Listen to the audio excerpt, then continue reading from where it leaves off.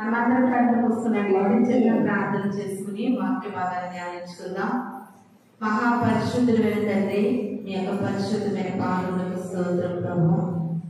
ఈ ప్రాముఖ్యమైన సమయంలో నేను ఆసురాలుగా నీ సన్నిధిలో నిలబడి ఉంటుండగా మానవ స్వరాన్ని తీసివేయండి అయా. మీ స్వరంతో ప్రభావంతో మాతో మీరు మాట్లాడండి. మీ మాటలు ప్రభావం అది జీవితాన్ని కట్టడానికి, ఈ యొక్క అశాశ్వతమైన జీవితాన్ని కాదు ప్రభావం, శాశ్వతమైన జీవంలోకి మమ్మల్ని నడిపించడానికి నీ మాటలను ప్రభావంలో బలపరచండి. వినగలిగే చెవులు, గ్రహించే హృదయాలు మాకు దయచేయండి. ప్రతి డిస్టర్బెన్స్ ని తొలగించండి. సమస్తాన్ని మీ స్వాధీనపరచుకుని నడిపించండి. త్వరలో రాబోతున్న యేసు పరిశుద్ధ నామములో అడిగి వేడుకుని ప్రార్థిస్తున్నాను తండ్రి, ఆమేన్. ఈ సమయం ఇచ్చినటువంటి దేవాలయాన్ని కొందరు కుడించిన మీ అందరికీ కూడా వందనాలు చెల్లిస్తున్నాను. వాక్య భాగాన్ని చదువుకుందాము. మత్తయి సువార్త 4వ అధ్యాయము 18వ వచనాన్ని చదువుకుందాము. మత్తయి సువార్త 4వ అధ్యాయము 18వ వచనం. యేసు గలిలయ సముద్ర తీరమున నడుచుచుండగా పేతురు అనబడినటువంటి సీమోను, అతని సహోదరుడైన అంద్రెయ అను ఇద్దరు సహోదరులు సముద్రములో వల వేయుట చూచెను. వారు జాలరులు. మనకు తెలిసినటువంటి ఈ వాక్య భాగము ఇది నా ప్రభు మనతో మరొకసారి మాట్లాడుతూ ఉన్నారు. ప్రేమ దేవుని సంఘం, యేసుక్రీస్తు వారు సువార్త చేస్తూ ఆ యొక్క ప్రాంతాలలో దేవుని యొక్క సువార్తను ప్రకటిస్తూ ఉన్న దినాల్లో ఆయనతో కూడా ఉండడానికి ఆయన కొంతమంది శిష్యులను ఏర్పాటు చేసుకున్నారు. మొట్టమొదటిగా యేసుక్రీస్తు వారి యొక్క శిష్యుడిగా మనకు ఎవరు కనబడతా ఉంటారంటే, దేవుడు మొట్టమొదటిగా ఎవరిని శిష్యుడిగా ఏర్పాటు చేసుకున్నారంటే పేతురు గారిని. ఎవరినండి? పేతురు గారిని. అందుకనే శిష్యులలో పెద్ద శిష్యుడంట పేతురు గారు, ఆఖరి శిష్యుడేమో యోహాను గారు అని చాలా మంది పర్యాటకులు చెప్తూ ఉంటారు, బైబిల్ అధ్యయనం చేసిన వారు. అయితే ప్రియమైన దేవుని సంగమా, పేతురు గారును అతని సహోదరుడైనటువంటి ఆంద్రేయ గారును ఏంటంటే వారు చేసేటటువంటి వృత్తి చేపలు పట్టుకుంటూ ఉండేవారంట. ఆ సముద్రము ఒడ్డున వారు చేపలు పట్టుకుంటూ వలలు కడుక్కుంటూ ఆ పని చేసుకుంటూ ఉంటుండగా యేసుక్రీస్తు ప్రభువు వారు ఆ మార్గము గుండా వచ్చి పేతురు గారిని తన సహోదరుడైన ఆంద్రేయ గారిని చూచి నన్ను వెంబడించండి అన్నారంటే. ఏమన్నారు? నన్ను వెంబడించండి అనగానే నిజముగా మనం ఏదైనా పని చేసుకుంటూ ఉన్నామనుకో, నేను వెంటనే మీకు ఎవరికి చెప్పకుండా మందిరానికి వచ్చి సీయోనుపురం సంఘ బిడ్డలు ఎక్కడెక్కడ ఎవరెవరు ఏం చేస్తున్నప్పటికీ వెంటనే పని వదిలేసి వచ్చేయంటే ఎవరైనా వస్తారా? మళ్ళీ వెళ్ళిపోతాం, మళ్ళీ మన పని మనం చేసుకుంటాం వెళ్ళిపోయి. అయినప్పటికీ కూడా రాము. అలా వచ్చేవారు ఎవరైనా ఉంటే చేతులు ఎత్తండి. చేతులు ఎత్తేయడం సులభమే, టైం కూడా రావట్లేదు కానీ, సమయానికి కూడా రావట్లేదు కానీ మాకు అనుకుంటాం ఆ చేపలు పట్టుకుంటే శిష్యులు అంటండి. యేసుక్రీస్తు ప్రభు వారు నన్ను వెంబడించనంటే వదిలేసి వచ్చేసారంట. ఆ మంత్రి గారు అలా వచ్చేసారంట.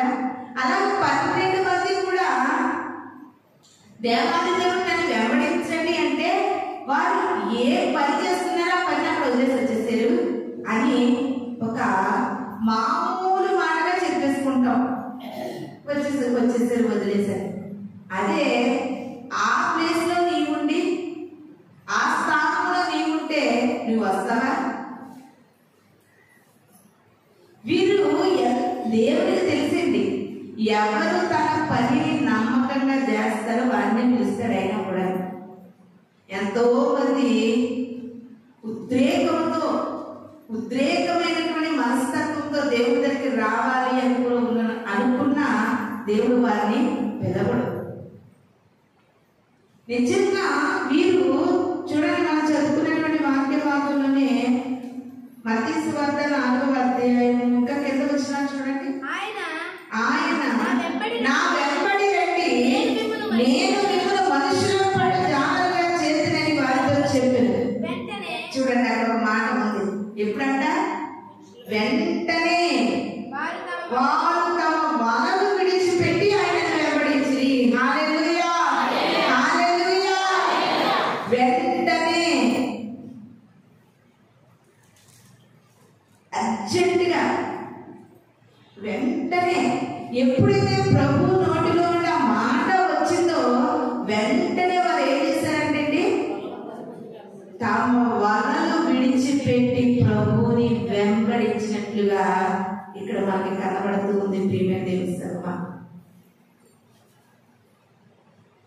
మనము ఏదైనా పని చేసేటప్పుడు మధ్యలో పని వదిలేసి రావడానికి ఇష్టపడము. అలాంటిది వలలు విడిచిపెట్టారంట. వల అనేది చాలా ఖరీదులో ఉంటుంది, అది చాలా రేటు. ఒక్కొక్క వల వచ్చేసి వేల కొలిదిగా, ఇంకా ఉంటే ఆ వల వేయడానికి బోట్లేమో లక్షల కొలిదిగా కూడా ఉంటాయి. అలాంటి ఖరీదైనటువంటి వల, ఇంకొక మాట చెప్పాలంటే వారిని పోషించేటటువంటి జీవనోపాధి, ఇంకొక మాట చెప్పాలంటే వారి కుటుంబాలను పోషించుకునేటువంటి పోషణానికి ఆధారం వల. ఆ పని వారికి ఆధారం. ఆ ఆధారాన్ని వదిలేసుకుని దేవుణ్ణి వెంబడించారంట. ప్రియమైన దేవుని సంగమా, ఎందుకంటే ఎవరికైతే ఆత్మీయమైన నేత్రాలు తెరవబడతాయో, ఆత్మీయమైన హృదయం తెరవబడతాదో, ఆధారం ఎవరంటే దేవుడే. మనకి మనకున్న బిజినెస్ మనకు ఆధారం కాదు, మనకున్నటువంటి ఉద్యోగం మనకు ఆధారం కాదు, మనకున్న చదువే మనకు ఆధారం కాదు. అందుకనే యెషయా అంటున్నారు, ఎవరైతే తమ దేవుడైన యెహోవా మీద ఆనుకుని ఉంటారో, ఆధారపడి ఉంటారో, వారిని పూర్ణ శాంతి గలవారిగా దేవుడు చేస్తాడంటే. మాటలు అనుకున్నంత సులభమో పనులు జరగవు. ప్రియమైన దేవుని సంగమా, దేవుడు వెంబడించమనగానే వెంటనే వలలను విడిచిపెట్టి నడిప్రోపాన్ని కూడా చేస్తామన్నారంట. 10 గంటల ఆనందం ఏంటంటే ఆ గిన్నెలు వదలలేము, ఆ 4 కూర వండడం వదలలేము. ఆదివారమే ఏదో పని మళ్ళా ఏం చేసుకోగలం ఆ పని. కానీ వీరు వలలను విడిచిపెట్టి దేవుడిని వెంబడించి మరీ వెళ్తున్నారా? వెళ్ళనిస్తాడా దేవుడు? దేవుని వారు అంతగా ప్రేమించారని, ఎంతగా ప్రేమించారంటే ఏ పేతురు గారు, ఆంద్రేయ గారు తమ వలలను విడిచిపెట్టి దేవుని వెంబడించారో ఆ దేవుని కొరకు పేతురు గారు సిలువ వేయబడ్డారు. అంతేకాదు, పేతురు గారు అంటున్నారు, ఆ యొక్క మహనీయుడిని సిలువ వేసినట్లుగా నన్ను వేయకండి, ఆయన కంటే నేను అల్పుడను, అయోగ్యుడను, కాబట్టి నన్ను తలక్రిందులుగా సిలువ వేయండి అని పేతురు గారు తలక్రిందులుగా సిలువ వేయబడ్డారు. అదే తన సహోదరుడైన ఆంద్రేయ గారు అయితే బ్రతికి ఉండగానే అట్టుపండు తొక్కలు పెట్టేసినట్లుగా చర్మాన్ని వలిసేసారు. ఒక కమలాగా వలుసుకున్నట్లుగా ఆంద్రేయ గారు చర్మాన్ని వలిసారు. ఎందుకంటే మొదటిగా దేవుని నడుప్రోపాన్ని వెంటనే విడిచిపెట్టి వారు దేవుని వెంబడించారో అలాంటి వారు దేవుని కొరకు వారి ప్రాణాలను ఇవ్వడానికి కూడా వెనకాడరు. అందుకనే దేవుడు అంతమంది, అక్కడ బోర్డు మంది ఉంటారు, ఆ సముద్రం పడిన జానలో వీళ్ళొక్కరే కాదు, ఇంకా చాలా మంది ఉంటారు. ఆయన హృదయాంతరంగా ఎరిగిన దేవుడు. టైంకి దేవుని మందిరానికి రాలేదు, నీకు ఏమి భావిస్తాడు, ఏమి ఫలాలు ఇస్తాడు, ఏమి నీకు పని అప్పగిస్తాడు? ఇక్కడ చాలా చక్కటి మాట, ప్రభా ఎంతో కాదు కొంచెం సేపు ఒక్కసారి మా ఇంటికి వెళ్ళి నా భార్యతో, నా బిడ్డలతో, మా కుటుంబంలో ఉన్న వారితో, ఏమి కాదు ప్రభు, ఒక్కసారి వెళ్ళి ఏదో దేవాది దేవుడు మమ్మల్ని వెంబడించడానికి మమ్మల్ని రమ్మంటున్నాడమ్మా, ఇంకా మీ పని కాదు, కానీ మేము వెళ్ళి వచ్చేస్తామని చెప్పేసి వస్తామన్నారా? వెంటనే నిజంగా అలనాడు ఆ భక్తులు చేసినటువంటి త్యాగాలు ఈ రోజున క్రైస్తవ్యం చేయాలంటే ఒక్కరు కూడా దేవుని నమ్ముకోలేదు, ఒక్కరు కూడా క్రైస్తవులుగా బ్రతకలేదు. ఇదంతా ఆషామాషి క్రైస్తవ్యము, మనకు వీలుకు తగ్గట్లుగా భక్తి చేసే క్రైస్తవ్యము, మన టైంకు తగ్గట్టుగా మనం ఫాలో అవుతాం. కానీ ఆనాడు భక్తులు అలా లేదు. ప్రియమైన దేవుని సంగమం, వెంటనే తమ వలలు విడిచిపెట్టి దేవుణ్ణి వెంబడించారంట. ఇది యొక్క సమయంలో మనం చెప్పుకుంటున్నటువంటి వాక్య భాగం ఏంటంటే,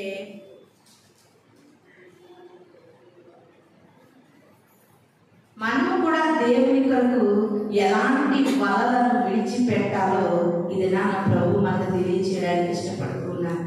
వారికైతే ఆ వలలు అనేది, ఆ చేపలు పట్టడం అనేది వారి వృత్తి. ఇది నా క్రైస్తవుడుగా కూడా నీవు కూడా అనేకమైన వలలో చిక్కుబడిపోయి దేవుని వెంబడించలేకపోతున్నావు, దేవుని వెంట రాలేకపోతున్నావు. అందుకనే ప్రభు ఈ దినాన్ని కొన్ని వలల్లో నుండి మనం బయటకు రావాలని పేతురు గారిని మనకు ఒకసారి జ్ఞాపకం చేస్తూ ఉన్నారండి. ఒకసారి చూద్దాం, కొన్ని వచనాలు చూసుకుని మనం ఎలాంటి వలలో చిక్కుబడిపోతున్నాం అనేది ఒకసారి గమనిద్దాం. ప్రసంగి గ్రంథము 7వ అధ్యాయము 26వ వచనాన్ని చదువుకుందామండి. మరణము కంటే ఎంతో దుఃఖము కలిగించినది ఒకటి నాకు కనబడెను, అది వలల వంటిదై, ఉరుల వంటి మనసుకు బంధకముల వంటి చేతులను కలిగిన స్త్రీ దేవుని దృష్టికి మంచి వారైన వారు దాన్ని తప్పించుకుందరు, కానీ పాపాత్ములు దాని బాధ పట్టబడదురు. హల్లెలూయా, హల్లెలూయా. మహాజ్ఞాని అయినటువంటి సొలొమోను గారు అంటున్నారండి, ఈ లోకంలో వల వంటిది ఒకటి ఉంది. అది ఏంటంటే ప్రియమైన దేవుని సంగమా, ఉరుల వంటి మనస్సు కలిగి బంధకముల వంటి చేతులు కలిగిన స్త్రీ అంటే ఏ మానవుడు కూడా దాని నుండి తప్పించుకోవడము కష్టము. దేవుని దృష్టికి మంచివారు మాత్రం తప్పించుకుంటారంట, పాపాత్ములు కావాలనే వలలో పడిపోయి దాని బంధకంలో ఇరుక్కుపోతారని సొలొమోను గారు సెలవిస్తూ ఉన్నారండి. మనిషిని వలలో పడవేసేది ఏంటంటే ఒక స్త్రీ. ప్రియమైన దేవుని సంగమా, మనం బాగా ఆలోచన చేస్తే సంసోను గారు దెలీలా వలలో పడిపోయినట్లుగా మనందరికీ తెలుసు. తన జీవితమే నాశనం అయిపోయింది. దేవుడు తన పట్ల ఉన్న ప్రణాళికను అంతా కూడా అతను కూలగొట్టాడు. తన తల్లిదండ్రుల ఆశలను అడియాశలు చేశాడు. ఎంతో మంది ఇశ్రాయేలీయులు సంసోను బలవంతుడు, ఈ బలవంతుడు మా పక్షాన ఉంటే మేము ఎలాంటి అన్య దేశాలను ఓడిస్తాము అని ఆ బలవంతుడిని బట్టి ఆ యొక్క ఇశ్రాయేలీయుల ప్రజలు సంతోషిస్తుంటే వారి ఆశలను అడియాశలు చేశాడండి. ఎందుకో తెలుసా, ఉరుల వంటి మనస్సు కలిగిన స్త్రీ, బంధకముల వంటి చేతులు కలిగినటువంటి స్త్రీ. ప్రియమైన దేవుని సంగమా, మనిషి ముఖ్యముగా తప్పనిసరిగా ఎంత భక్తి పరులైనా సులువుగా పడగొట్టేవి ఈ లోకంలో 2 వలలు ఉన్నాయి. ఒకటి స్త్రీ అనే వల, 2 సిరి అనే వల. ఈ రెండింటిలో నుండి ఎవరు తప్పించబడతారంటే దేవుని దృష్టికి మంచి వారు మాత్రమే తప్పించుకుంటారు. కానీ పాపాత్మలు ఈ రెండింటిలో ఏదో ఒక వలలో వారు పడిపోతారు. ప్రియమైన దేవుని సంగమా, ఒకవేళ క్రైస్తవురాలుగా జీవిస్తున్నటువంటి నీవు ఆ దినాన్ని దేవుడు వెంబడిస్తున్నటువంటి వారు వలలను విడిచిపెట్టారు. ఈ దినాన్ని దేవుని వెంబడిస్తున్నామన్నట్లుగా బ్రతుకుతున్నారు.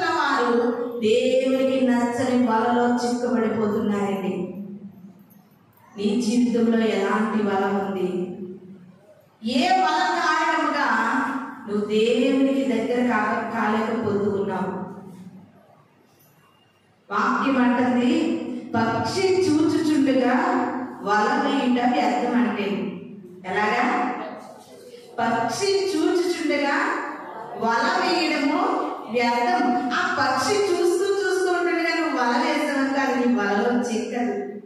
ఈ దినాన్ని క్రైస్తవులుగా క్రైస్తవ జీవితాన్ని జీవిస్తున్న మనం చూస్తుండగా మనం వలలో పడము సుమా.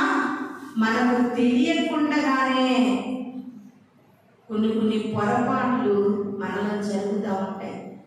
చూస్తూ ఉండగా ఎవరు పడిపోవడానికి ఇష్టపడరు, కానీ తెలియకుండగా తెలిసి తెలియని పరిస్థితుల్లో కొన్ని వలలలో పడిపోయిన వారు కొంతమంది ఉంటూ ఉంటారు. అలాంటి వారిలో ఈ సంసోను గారు ఒకరండి. అలాంటి వారిలో మనకి మాట్లాడుతున్నారు చూడండి. ప్రసంగి గ్రంథంలో సొలొమోను గారు ఆయన కూడా స్త్రీల వలలో పడిపోయి దేవుని యొక్క కనికరాన్ని పోగొట్టుకున్నారు. ఇది చాలా భయంకరమైనది. యవనస్తులు కూడా బాగా వినాలి. ఎందుకంటే ఈ యొక్క వయస్సులో ఉరులు కలిపే మనస్సు కలిగినటువంటి స్త్రీ వలలో ఎవరైతే పడిపోయారో వారి కెరియర్ పాడైపోతుంది, వారి చదువు పాడైపోతుంది, వారి జ్ఞానం పాడైపోతుంది. ఎంతో ఆశలతో చదువుకుంటున్నటువంటి మీ జీవితాలు సంసోను వలె నెట్టేట మునిగిపోతాయని ఇది నాని ప్రభు మాట్లాడుతున్నారు. ప్రియమైన దేవుని సన్నిధిలో అలా వలలో చిక్కుబడి ఇప్పుడు లాక్కోలేక పీక్కోలేక ఎంతో మంది యవనస్తులు బాధపడుతూ ఉన్నారండి. ఆ వలలో నుండి బయటకు రావడం అంత ఈజీ పని కాదు. ప్రియమైన దేవుని సంగమా, వారు దేవుని కొరకు వలలను విడిచిపెడితే కొంతమంది దేవునిలో ఉండుకుని వలలో చిక్కుపడిపోయారు. అందులో ఈ ప్రసంగి భక్తుడు రాసినటువంటి మాట. ఇంకొక మాటను చూద్దాం. సామెతల గ్రంథము 29వ అధ్యాయం. ఇది కూడా సొలొమోను గారు రాసినటువంటి సామెతల గ్రంథము 29వ అధ్యాయము 5వ వచనాన్ని చదువుకుందాం. తన పొరుగువానితో ఎచ్చరములాడువాడు వాని పట్టుకున్నకు వలవేస్తాడు. హల్లెలూయా, హల్లెలూయా. రెండు చేతులు పైకెత్తి చెప్తాం, హల్లెలూయా, హల్లెలూయా. కొంతమంది పొరుగు వారితో ఇచ్చకపు మాటలు, వెటకారపు మాటలు, సరస్సోక్తులు, అలాంటి మాటలు ఎందుకు మాట్లాడతారంటే వారిని ఏదో మాటకుండా పట్టుకుని వల వేయాలని. పాపము ఎవరు కూడా సరాసరి ఒక్కసారిగా పాపంలో పడిపోరండి. ఫస్ట్ మాటలో పడిపోతారు. ఆ మాటలు వెటకారపు మాటలు, ఆ యొక్క ఎచ్చకపు మాటలు ఈ వయస్సులో కొంతమందికి ఎలా ఉంటదంటే అదొక ఆనందాన్ని ఇస్తూ ఉంటది. దెలీలా మాటలు అలాగే సంసోన్ని పడగొట్టింది. నేనంటే నీకు ఇష్టం లేదా, నీ బలం ఎక్కడుందో నాకు చెప్పట్లేదని పదే పదే దెలీలా సంసోన్ని విసిగించింది. ఈ దినాన్ని యవనస్తులైన వారు, ఇంకా దేవుని సన్నిధిలో జీవిస్తున్న ప్రతి స్త్రీలు పురుషులు కూడా ఎవరితో ఇచ్చకపు మాటలు మాట్లాడకూడదు, ఎవరితో వెటకారం ఆడకూడదు. ఎందుకంటే ఆ మాటల ద్వారా మనం ఎందులో పడిపోతామంటే వలలో పడిపోతాము. ఆ మాటలు మనల్ని వలలో పడేస్తాయి. ప్రియమైన దేవుని సంగమా, ఎప్పుడు కూడా ఈ మధ్య అన్న చెల్లి అంటే అన్న చెల్లిలాగే ఉండాలి, అక్క తమ్ముడు అంటే అక్క తమ్ముడులా ఉండాలి. ఏదైనా ఒక యవన ప్రాయంలో ఒక ఇంటిలో బిడ్డలైనా సరే డిస్టెన్స్ అనేది పాటించడం ఎంతో ముఖ్యము. ఎవరు ఎంత దూరం పాటించాలో అంత ముఖ్యము.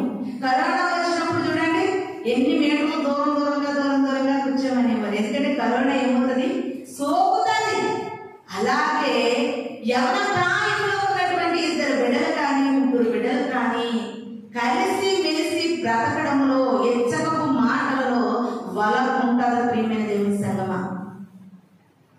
ఎవరు ఎంత మట్టుకి దూరాలు పాటిస్తే అంత మంచిది అని వాక్యము మనకి సెలవిస్తూ ఉంది. చూడండి, సొలొమోను గారు చక్కగా మాట్లాడుతున్నారు. ఎవరైతే పొరుగు వారితో వెటకారపు మాటలు, ఇచ్చకపు మాటలు మాట్లాడుతున్నారో వారు ఎందుకు మాట్లాడుతున్నారో తెలుసా?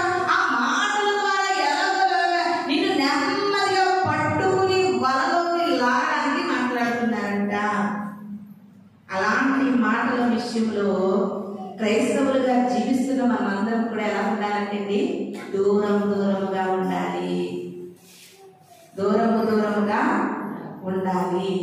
అలాంటి పరిస్థితుల్లో మన బలలో పడకముందే అలాంటి మాటల్ని మనం దూరముగా ఉండడం మనకి ఎంతైనా మంచిది. చూడండి, మాటలే చేతల వరకు తీసుకుని వెళ్తాయి. ప్రియమైన దేవుని సంగమా,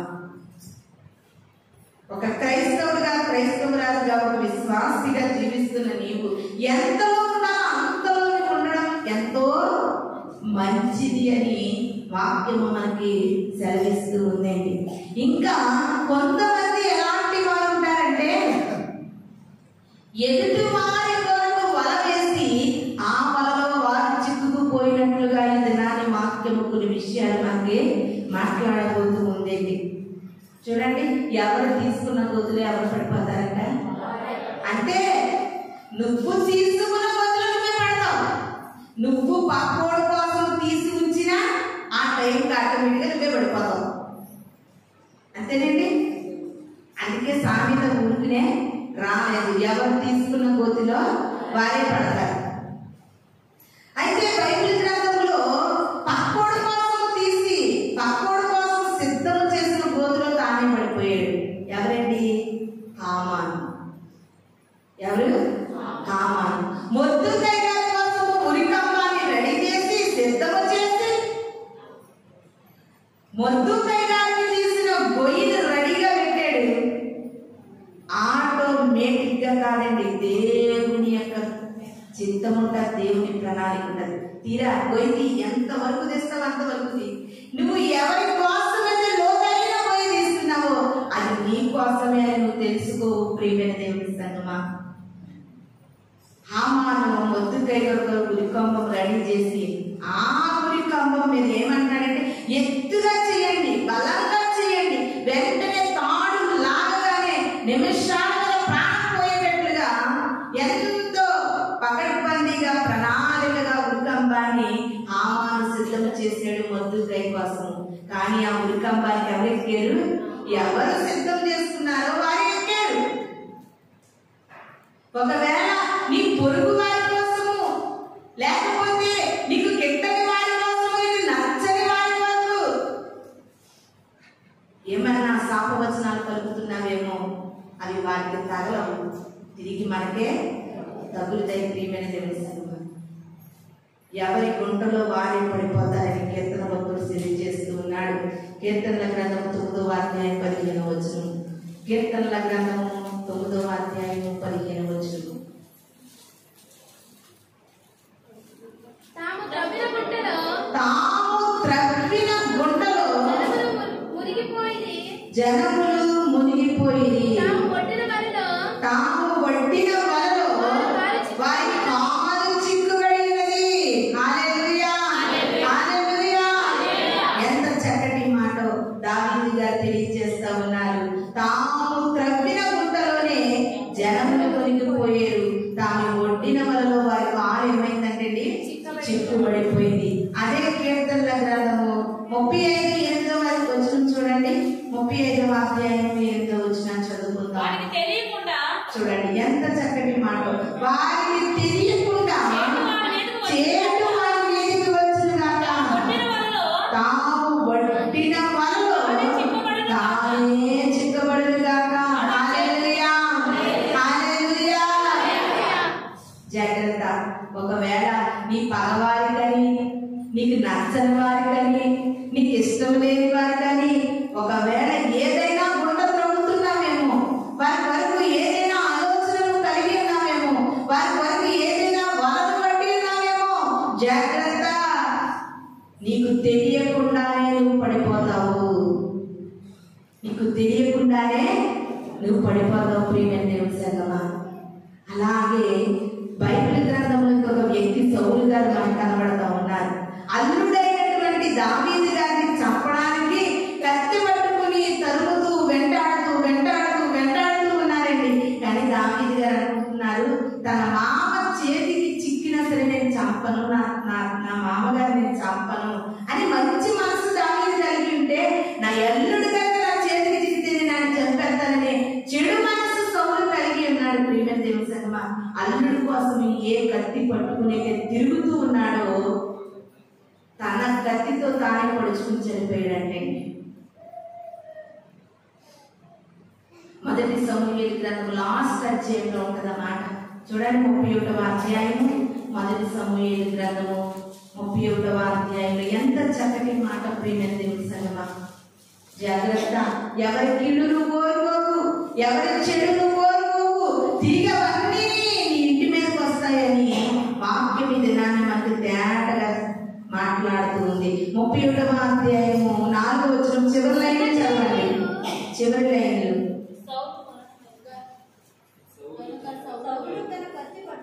సౌలు తన కత్తి పట్టుకుని తానే దాని మీద ఏమైపోయాడంటే పడిపోయాడంట.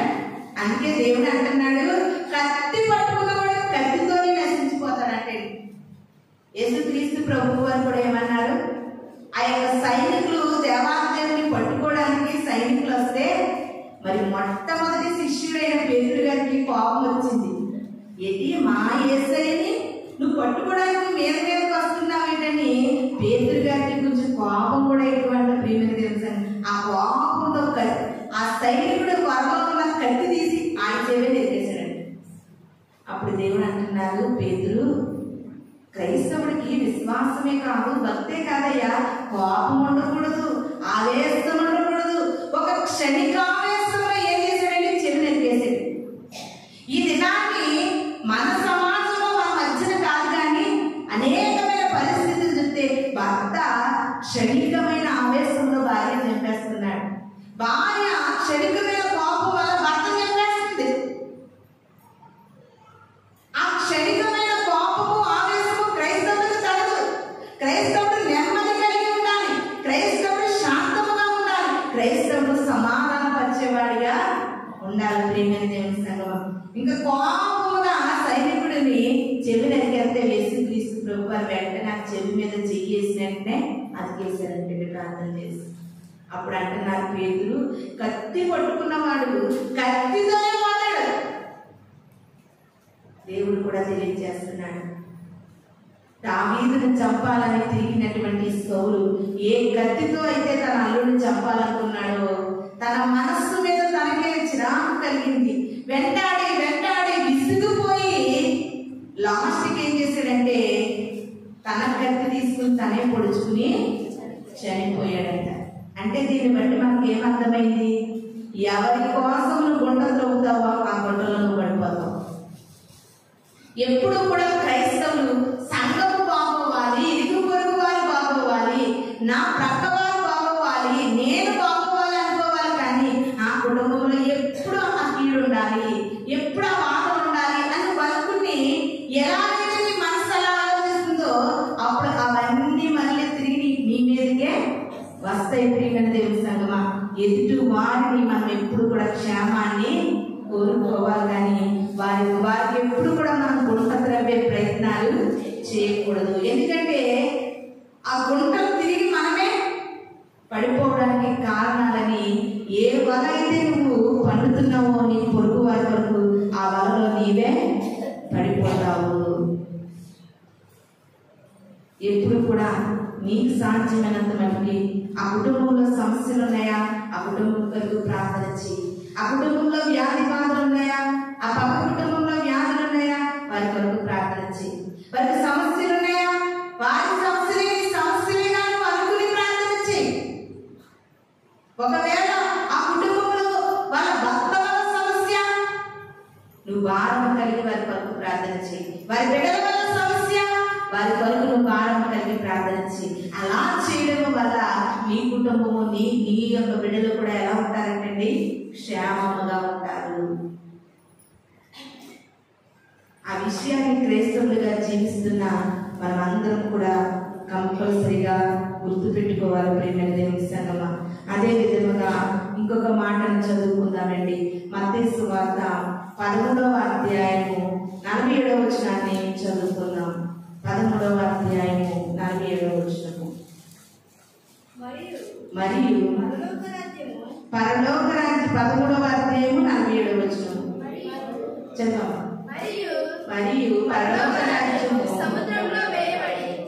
సముద్రంలో వేయబడి నానా విధములైన చేపలను పట్టిన వలను పోలినదంట. హల్లెలూయా, హల్లెలూయా. ఒక చక్కటి మాట మనకు కనబడతా ఉంది. మనము ఈ శిలువ ధ్యాన కూడికల్లో ప్రతి రాత్రికాల సమయంలో ఒక్కొక్క రోజు ఒక ఉపమానాన్ని మనం ధ్యానించుకుంటూ ఉన్నాం. అలా ధ్యానించుకుంటున్నప్పుడు ఎక్కువగా పరలోక రాజ్యానికి గురించిన ఉపమానాలు ఎన్నో మనం తెలుసుకుంటూ ఉన్నాం. కానీ ఇప్పుడు మనం చదువుకున్నటువంటి వాక్య భాగంలో దేవాది దేవుడు ఒక చక్కటి మాట తెలియజేస్తూ ఉన్నాడు. పరలోక రాజ్యం అంటే విస్తారమైన చేపలు పడుతున్నటువంటి వలను పోలి ఉన్నదట. చూడండి ఒకసారి 13వ అధ్యాయము 47వ వచనం మనం చదువుకున్న వచనంలో నేను ఒకసారి చదువుతున్నాను. చూడండి. పరలోక రాజ్యము సముద్రంలో వేయబడి నానా విధములైన చేపలు పట్టిన వలను పోలి ఉన్నది. హల్లెలూయా, హల్లెలూయా. ఎంత చక్కటి మాట. పరలోక రాజ్యం ఎలాంటిదంటండి? చేపలను పట్టుకునే వలంట. అందుకనే దేవాది దేవుడు అంటున్నారు, పేతురు, అన్నయ్య, మీ వలలు విడిచిపెట్టి మీరు వస్తున్నారు కదా, మీకు ఒక చక్కటి పని అప్పగిస్తున్నాను. పరలోక రాజ్యం వరకు మనుష్యులను పట్టే జాలలుగా నేను చేస్తాను. పరలోక రాజ్యం వరకు మనుష్యులను పట్టే జాలలుగా చేస్తాను మిమ్మల్ని. మీకు చేపలు పట్టడమే తెలిసింది ఇప్పుడు వరకు. ఈసారి నుండి మీరు మనుష్యులను పట్టుకుంటారు. వారిని ఎలాంటి వల వేసి పట్టుకుంటారో తెలుసా? పరలోక రాజ్యం అనే వల వేస్తారు.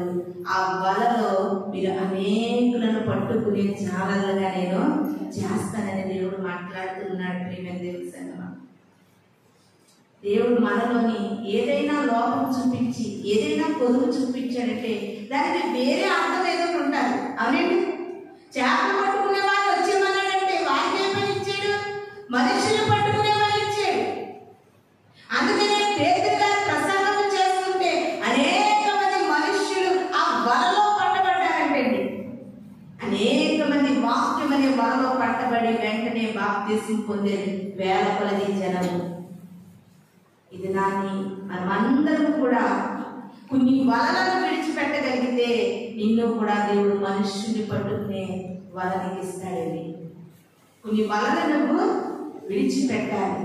దేవునికి నచ్చని వలలను విడిచిపెట్టగలిగితే దేవునికి ఇష్టమైన పని నీకు ఇస్తాడు.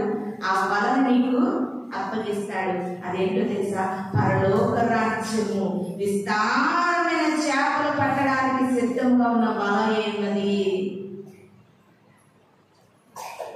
ఒక పాట ఉంటది కదా, అంధకార బంధములెల్లా వరించగా అందుడనై యేసయ్యను ఎరుగుకుంటిని.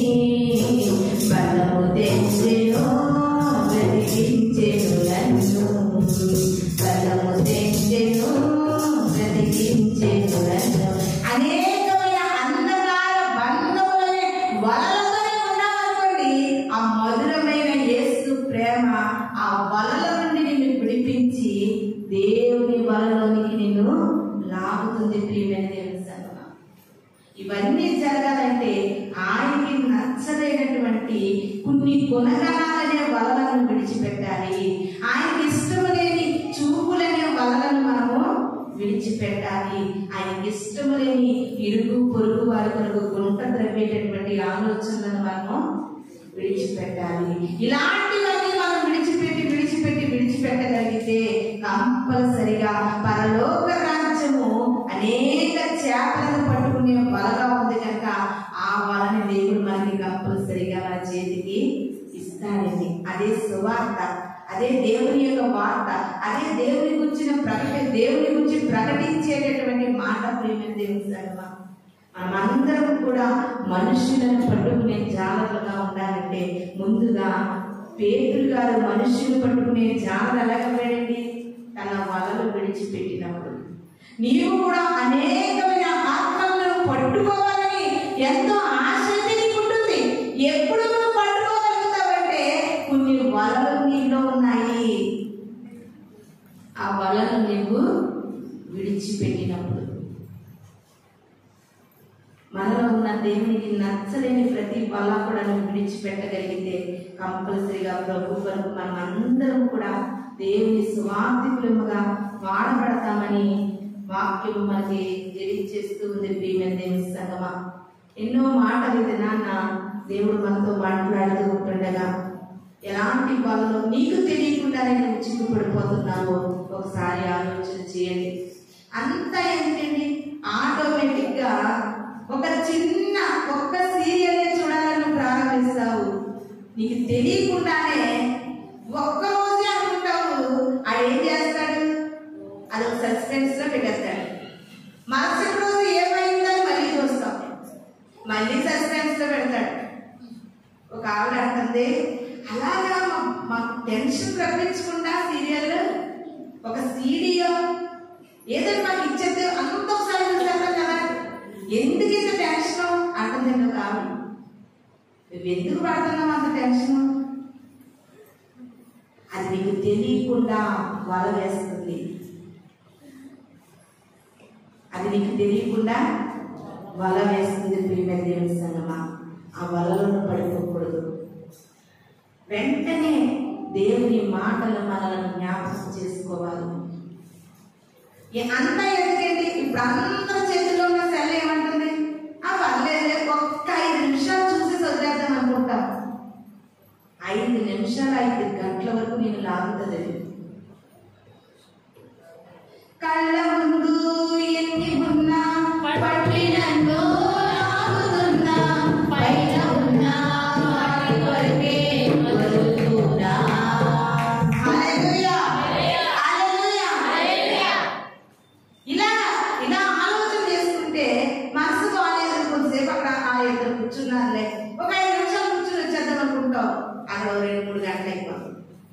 పనికిరాని మాటలు, పిచ్చి పిచ్చి మాటలు. ఇలా సాతానుడు ఏదో ఒకలాగా మనల్ని కొద్దిగా వలవేసి లాగుతాడు, కానీ ఒకేసారి వలవేసి నేను ఒకసారిగా లాగడండి. పాపము కూడా అలాగే కొంచెంగా వలవేస్తూ ఉంటుంది మనల్ని. తెలియలా కూడా ఒక్కసారి సంవత్సరాన్ని ఫిలిస్తీన్లకు అప్పగించలేదు. కొంచెంగా మనకు తెలియదు కదా, మన మనస్సుకి గ్రహించలేము, మన హృదయానికి తెలియదండి. అలా కొద్దిగా తన వస్త్రాన్ని మార్చుకుని బలవంతుడైన వాడిని బలహీనుడిగా మార్చలేదా? ఇదినా నీవు కూడా అంతే. ప్రియమైన దేవుని సంగమా, పాపం అనేది మనిషిని ఒక్కసారిగా పట్టుకోదండి. అది కొద్దిగానే ప్రారంభిస్తారు. కొద్దిగానే ప్రారంభించి మనల్ని నట్టేట ముంచుతుందండి. నువ్వు బాగా జ్ఞానవంతురాలుగా క్రైస్తవునిగా ఆలోచించి ప్రియమైన దేవుని సంగమా, ఈ లోకంలో ఎన్నో వలలు. త్రాగుబోతులు ఉన్నారు చూడండి, పిచ్చి త్రాగుడు తాగేవారు ఉన్నారు చూడండి. వారు మొదటి నుండి పిచ్చి త్రాగుడు తాగలేదు, ఫంక్షన్గా మొదలుపెట్టే. అప్పుడప్పుడు ఫంక్షన్లో తాగుతామని మొదలు పెడతారండి, అంతే కదండి. నాకు తెలిసిన వాళ్ళ సంగతి అయితే అంతే. అప్పుడప్పుడు పని ఎక్కువైపోవడంలో అలసిపోయినాడని మనం మొదలు పెడతారు. ఈ దినాన్ని ఆ త్రాగుడు మనిషిని ఎక్కడి వరకు లాగేసింది తెలుసా? ఇంకా బెడ్ కాఫీ కొంతమంది ఎలాగెత్తారో అలాగా వీరు పొద్దునే త్రాగడం, ఇంకా రోజంతా త్రాగడం. ఒక్కసారిగా త్రాగుబోతులుగా ఎవరు కూడా మారిపోరు. ప్రియమైన దేవుని సంగమా, పాపము కొద్దిగా ఫస్ట్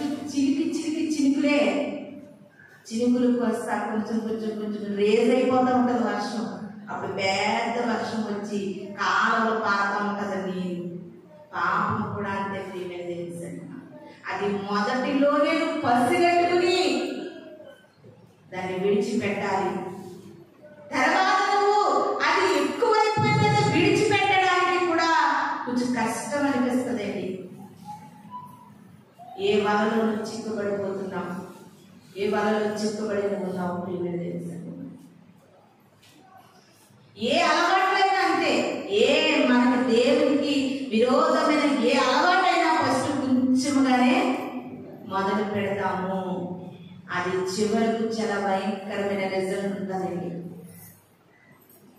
ప్రతి ఒక్క క్రైస్తవుడు కూడా జ్ఞానయుక్తముగా పాపం సొలొమోను గారు అనుకున్నారు, పర్లేదులే ఇద్దరు భార్యలే అనుకున్నారు, ఆ ముగ్గురే కదా అనుకున్నారు. పర్లేదు పర్లేదు పర్లేదు నేను రాజులు కదా 10 మంది ఉన్నా పర్లేదు అనుకున్నారు. అలా 100 మంది భార్యలు అయిపోయారు. అలాగే అంత జ్ఞానవంతుడు కూడా ఏమైపోయిందో 1000 మంది భార్యలు దగ్గరికి వచ్చారు. ఆ 1000 మంది భార్యలు యెహోవా దేవుని నమ్ముకున్నటువంటి సొలొమోనుని 1000 మంది భార్యలు కూడా ఒక్కొక్కరు ఒక్కొక్క దేవతను నమ్ముకుంటున్నారు, ఒక్కొక్కరు ఒక్కొక్క విగ్రహాలను చేస్తున్నారు, అక్కడ లాక్కెళ్ళిపోతున్నారు. అలాగలాగలాగలాగలా తన జీవితాన్ని దేవుల్లో నెట్టేస్తారు. ప్రియమైన దేవుని సంగమం, మొదటి అడుగులోనే నువ్వు గ్రహించి బిడ్డగా ఉండాలి. ఒకవేళ ఒక సెల్ ఫోన్ దగ్గరే నువ్వు ఓడిపోతున్నావేమో, ఒక టీవీ సీరియల్ దగ్గరే ఓడిపోతున్నావేమో, ఒక ముసలామ్మ ముచ్చట్ల దగ్గరే ఓడిపోతున్నావేమో, ఏది కాదని అనుకుంటున్నావేమో, అది మన జీవితానికి ఎంత మాత్రం కూడా మంచిది కాదు. ఎంత చక్కటి భక్తులు దేవుని కొరకు వారు ప్రాణాలను త్యాగం చేశారంటే వారు బ్రతుకు దేవులే వదిలివేశారండి. అందుకే అపోస్తలుడైన పౌలు గారు అంటున్నారు, ఈ యొక్క నాకు కలిగి ఉన్నది, ఈ లోకంలో నాకు కలిగినదంతా నేను ఎలా ఎంచుకుంటున్నాను, పెంట. అది పెంట. నువ్వు ఎంచుకోగలరా? ఒక్కరోజు ఎంచుకుంటా దగ్గర సెల్ ఫోన్ పెంట అంతే అని పక్కన పెడతారు. 2 రోజులు పెడతారు, 3 రోజులు పెడతారు. అమ్మో ఫోన్ చూసి 2 రోజులు అయిందో, పర్లేదు వాక్యాలను చూసుకోవచ్చు, పెంట చూడొద్దులే అని మొదలెడతారు. అడేనా ప్రత్యేకంగా వాక్యాలు ఉంటే వస్తాయి మనకి, మళ్ళీ ఆ పెంటలోకి దిగిపోతారు. చాలా మంది ఇలాగే సాగిస్తూ ఉంటారు. ప్రియమైన దేవుని శర్మ పౌలు గారు చెప్పినట్లుగా ఈ లోకాన్ని ఆయన ఎలా ఎంచుకున్నారంటే పెంటగా ఎంచుకున్నారు. మరి ఆయనకి పెంటగా లోకం కనబడితే పరలోకం ఎంత సుందరంగా కనబడుతుందో. 2 ఆప్షన్స్ ప్రతి మనిషిని. పరలోకము సుందరంగా కనబడాలంటే నీకు ఏది పెంటగా కనబడాలి, లోకము పెంటగా కనబడాలి. లోకం ఇష్టంగా ఉన్నంతసేపు నీకు పరలోకం అంటే ఏంటో అర్థం కాదు, పరలోకాన్ని నువ్వు ఇష్టపడలేవు కూడా. దేని వల్ల దేన్ని పోగొట్టుకున్నావో బాగా అర్థం చేసుకో. దినాన్ని క్రైస్తవులకి ఎంత చెప్పినా కూడా అర్థం కాని పరిస్థితుల్లో క్రైస్తవ్యం ఉంటుంది. ప్రియమైన దేవుని సంగమా, వాక్యం ఆనందిస్తున్నటువంటి నీకు కూడా ఏ వలలో పడిపోయావు. ఆ పాట ఎంత బాగుంటుందండి, యవనస్తులు పాట. యవ్వనుడా విన్నావా ఇది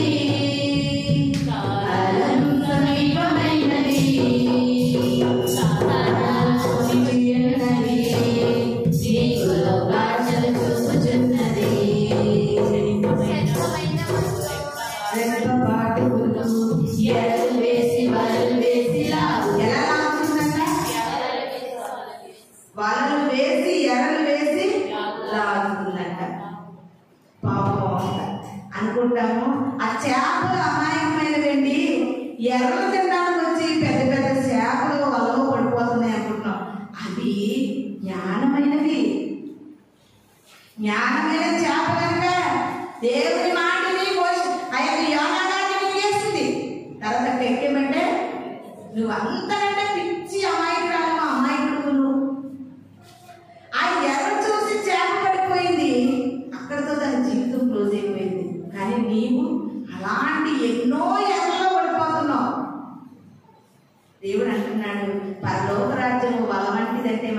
ఎలాంటి వారు అంట? చేపల వంటి వారు. అంతే కదండి. పరలోక రాజ్యము వలతో పోలిస్తే నీవు నేను ఎలా ఉండాలి? చేపల వంటి వారు. నీ యొక్క చేపలాంటి మన జీవితంలో ఎలాంటి ఎరువులు అవుతున్నాయి, ఎలాంటి వలలలోనూ పడిపోతున్నావు. ముఖ్యంగా యవన బిడ్డలు బాగా గుర్తు చేసుకోండి. నువ్వు పడ్డ ఆ వల కొన్నాళ్ళకు బాధ నీకు అర్థమవుతుంది. ఇప్పుడు అర్థం కాదు. అయ్యో ఇలా చేసిన ఎందుకంటే తర్వాత బాధపడతావు. అర్థమైన నాడు సంసోనికి టైం లేదు. ఇంకా అర్థమైన నాడు సొలొమోను గారికి టైం లేదు. అర్థమైపోతుంది అనేసరికి సౌలు గారికి టైం లేదు. కనుక వాక్యము ఎందుకో నీతోనే మాట్లాడుతుందేమో. నీ జీవితాన్ని ఎరలు వలలు వేసి లాగుతున్నటువంటి సాతానుకు చిక్కకుండా జాగ్రత్తగా ఉండాలి. ప్రియమైన దేవుని సంగమా, మనకు ఒకటే గురి, మనకు ఒకటే నిదర్శనం. మనకు మన కన్న తండ్రి పరలోకమందు ఉన్నాడు. ఆయన ఎందుకు మనం చేరాలంటే ఇలాంటి ఎరలు వలలు పట్టించుకోకూడదు. నాకుంది ఒక వల, పరలోకం అనే వల ఉంది. ఆ వలలో చిక్కితే చాలయ్యా. ఈ వలలో చిక్కితే చాలు. ఒక్కసారి దేవుని వలలో చిక్కిన తర్వాత సాతాను గారు లాగడానికి ఎన్ని ప్రయత్నం చేసినా కొంచెం కష్టమైన పని అది. యోబు గారు దేవుని వలలో చిక్కుబడినాడు. అడుగుతుంది, అయ్యా నువ్వు కంచేసేసావు. ఆ యోబు నా దేవుడు నా దేవుడు నా దేవుడు అని నీ వలలోనే ఉన్నాడు. కానీ మరి ఆయన నేను ఎలా శ్రమ పెట్టాలి? ఒక్కసారి నీ వల నుండి విడిపించి, నీ కంచె నుండి విడిపించి, అప్పుడు బాధ పెట్టాడండి. ఎంతో మంది భక్తులు దేవుని వలలో చిక్కబడి పరలోకానికి చేరుకున్నారు. ఇప్పుడు నీవు ఒకవేళ లోకంలో ఉన్న వలలో ఉంటే దేవుని సన్నిధిలో ప్రార్థనతో పశ్చాత్తాపంతో ఆ వల నుండి విడిపించమని కోరుకుంటే కంపల్సరీ ఆయన నిన్ను విడిపిస్తాడు. మనమందరం కూడా పరలోక రాజ్యము వలలో చిక్కుబడి ఉండాలని ఈ కొద్ది మాటలు దేవుడు మన వెనుకడిలో దీవించి ఆశీర్వదించిందాక మనమందరం కళ్ళు మూసుకున్నట్లయితే చిన్న ప్రార్థన చేసుకుందాం. పరిశుద్ధుడు పరిశుద్ధుడు పరిశుద్ధుడైన దేవా, మీ యొక్క పరిశుద్ధమైన పాదములకు స్తోత్రములు. మాకు తెలియకుండానే ప్రభా ఈ పాప లోకములో దేవా తెలియకుండా ఎన్నో ఎరలు ఎన్నో వలలు ప్రభా మా జీవితంలో ప్రభా చోటు చేసుకుని ఉంటుండగా అయ్యా, ఎవరైతే పాప బంధకాలతో పాపమనే వలలతో చిక్కుబడి ఉన్నారో దయతో క్షమించి ప్రభా వాటి నుండి విడిపించి పరలోక రాజ్యాన్ని మేము అందరం కూడా సిద్ధపడే భాగ్యాన్ని దయచేయమని వాళ్ళ రాబోతున్న యేసు పరిశుద్ధ నామములో అడుగుచున్నాం తండ్రి. ఆమేన్. మీ అందరికీ